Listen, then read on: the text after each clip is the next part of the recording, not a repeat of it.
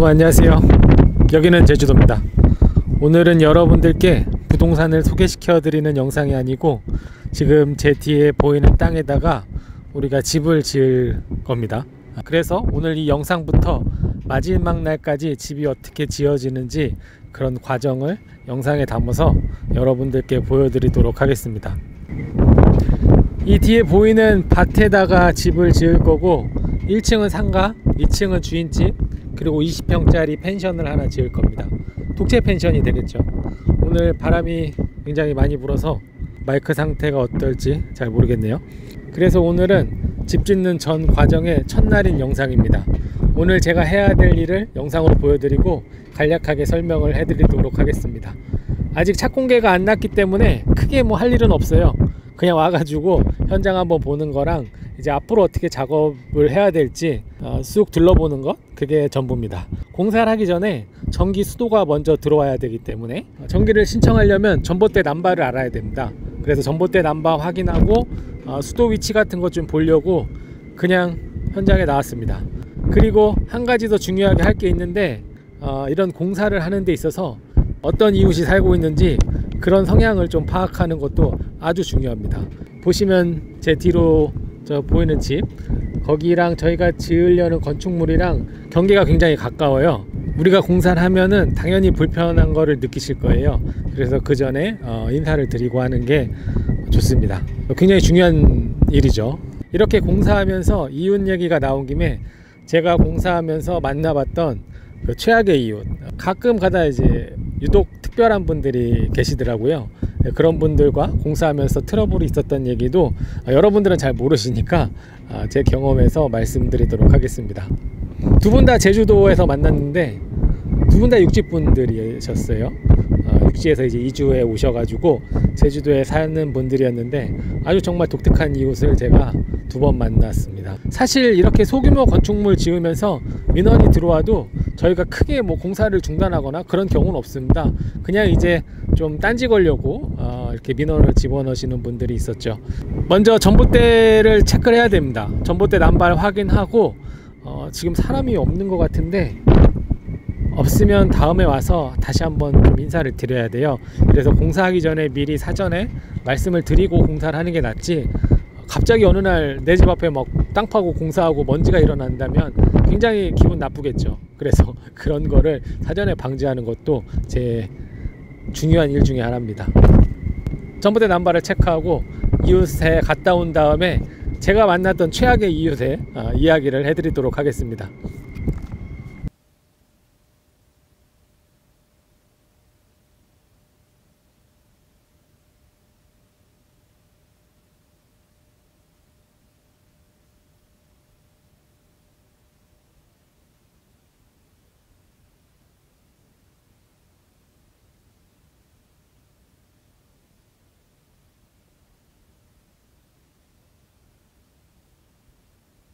뒷집에 가서 이제 음료수 드리면서 인사를 좀 드렸습니다.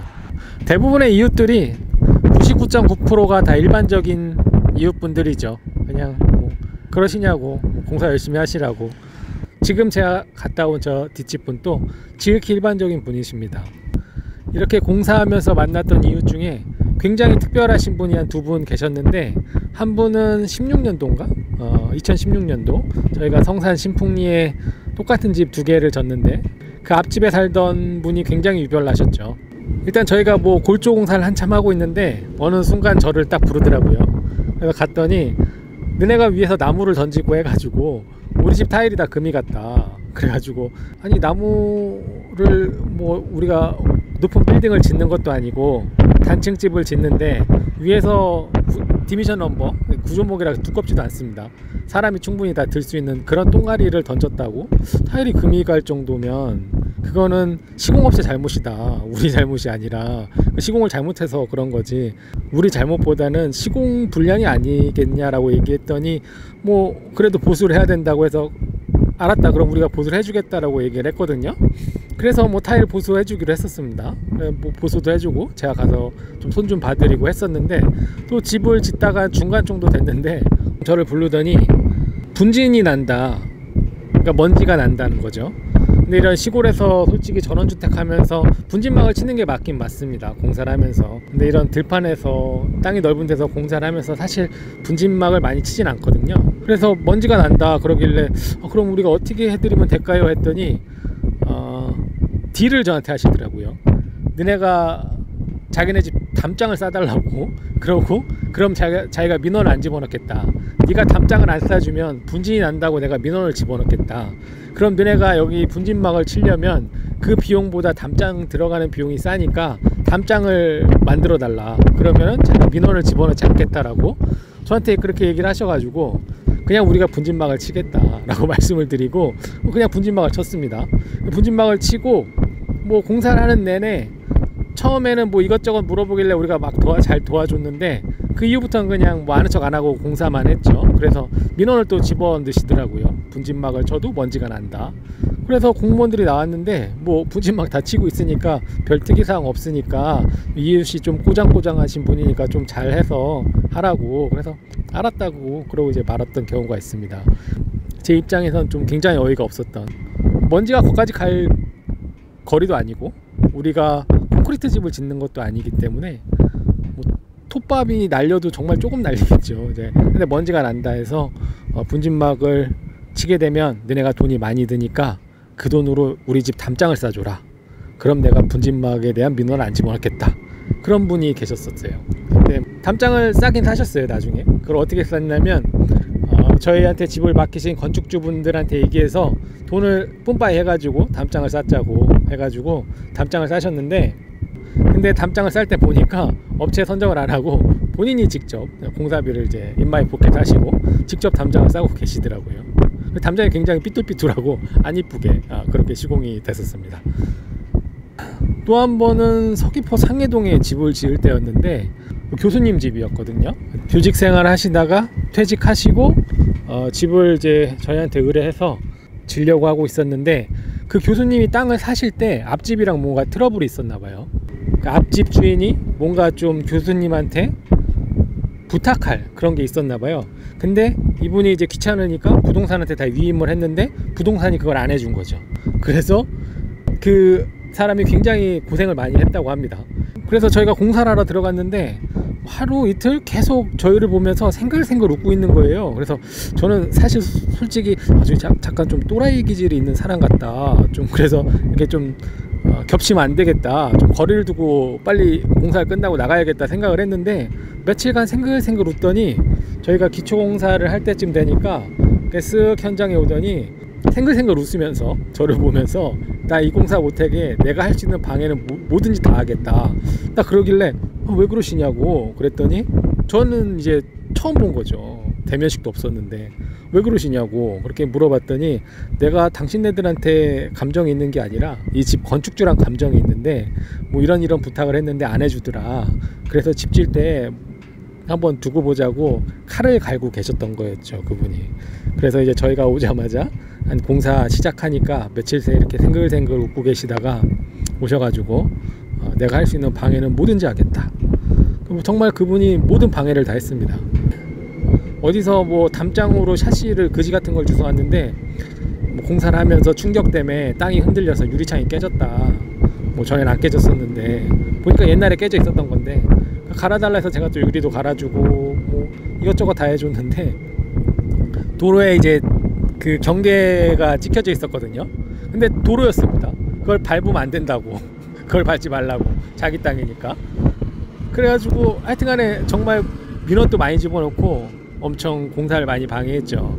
근데 할 때마다 당신네들한테 감정이 있는 게 아니라 집주인한테 감정이 있는 거니까 우리한테 하는 말이 너네도 미워하려면 집주인을 미워해라, 그런 식으로 말씀하시는 조금 정신세계가 특이하신 그런 분도 계셨습니다.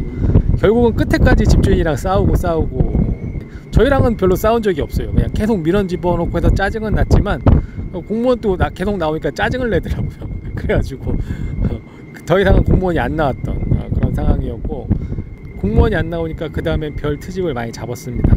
우리가 집을 다 짓고 주차장 공사를 해놨는데 이 현무암으로 주차장을 이쁘게 하고 싶다고 하셔서 현무암 공사할 때도 가봤더니 뭐 막 교수님이랑 싸우고 있고 앞집 뒷집이 그러니까 사이가 굉장히 안 좋은 거죠. 그래서 이 전원주택을 살 때는 이웃도 좀 잘 만나야 돼요. 이웃에 좀 또라이 기질 있는 사람이 있으면 굉장히 피곤합니다. 이제 저희 같은 경우는 상관없어요. 이제 공사하고 빠지면 되니까. 근데 이 집주인과 집주인 간의 사이가 안 좋으면 피곤하죠. 집 팔고 한 사람이 이사 가야 될 그래야 되지 않을까, 개인적으로는 그렇게 생각을 합니다. 저 나름대로 저는 이렇게 문제 일으키고 그런 걸 별로 좋아하지 않기 때문에 웬만하면 조용히 스무스하게 요구하는 거 있으면 저희가 들어줄 수 있는 거면 들어주고, 아닌 건 어쩔 수 없고, 그런 식으로 일을 해왔는데, 이런 일을 하다 보면 정말 특이한 사람을 좀 많이 만날 수 있습니다. 여러분들이 이런 경험은 별로 없으실 거예요. 공무원도 사람이기 때문에 와서 판단을 합니다. 민원 넣는 사람이 꼬장을 부리거나 너무하다 싶으면 와가지고 저 사람 왜 그런지 이제 자기네들도 피곤하다고 그러고 좀 이렇게 가는 입장이고, 정말 우리가 잘못했으면 와서 걔네들이 굉장히 강력하게 얘기를 하죠. 이런 거 다시 해라, 이런 거는 이렇게 하면 안 된다, 그런 규정에 지켜서 집을 지으면 됩니다. 이제 첫 공사를 시작하는 데 있어서 주위에 이제 전기랑 수도를 인입을 해야 되기 때문에 그 현황도 좀 보고 가고, 전기 신청을 해야 됩니다. 전봇대 단발 알아야 되죠. 그리고 이웃분들한테 인사도 드려야 되고, 이거 중요한 일입니다. 그래가지고 공사하는 기간 내내 문제 없이 서로 좀 잘 양보해 가면서, 저희가 좀 양보를 많이 해야겠죠.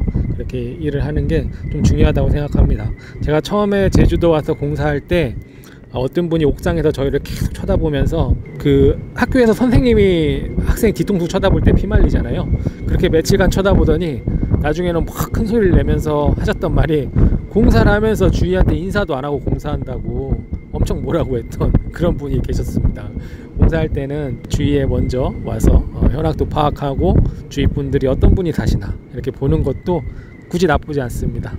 오늘 제가 준비한 영상은 여기까지고요. 내용이 알차고 보람됐다면 좋아요와 구독을 부탁드리겠습니다. 다음 영상에서 인사드리겠습니다. 감사합니다.